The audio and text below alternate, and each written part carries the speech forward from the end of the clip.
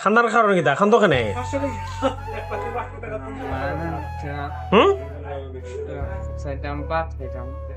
কিতা করো আমি মই না ভাই এখন তো না কামো না কিতা কাম করো রাজমিস্ত্রি কাম করি রাজমিস্ত্রি কাম কোন জায়গায় রাজমিস্ত্রি কাম করো দাম বাড়ি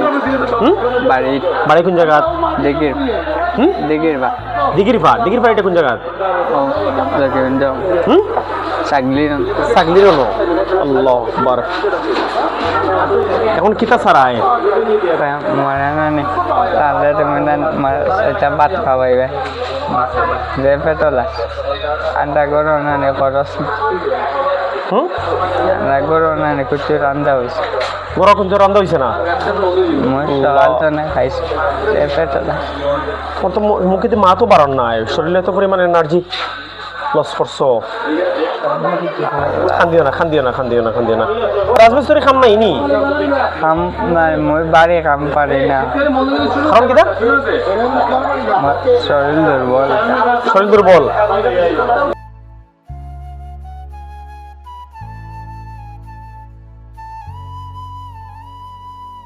সব ভাইয়া মিলিয়া পারলে তোরা খরচ লইয়া দিবাইন আল্লাহ সারা খাইয়া দোয়া আল্লাহ খরচ দাম আচ্ছা আগে ভাত খাইলো ভাত খাওয়া শেষ হয়ে যাও কাজে হ্যাঁ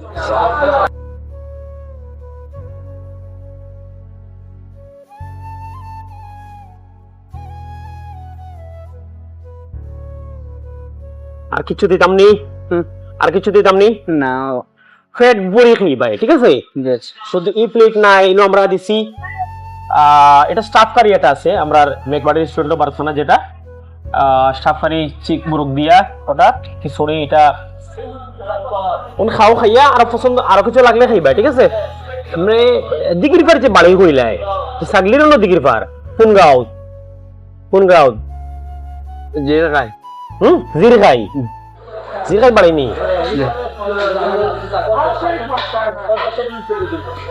জিরগাই বাড়ি ধরো আচ্ছা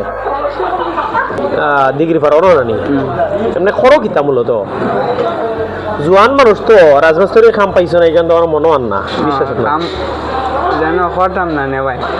কাম শেষ হয়ে গেছে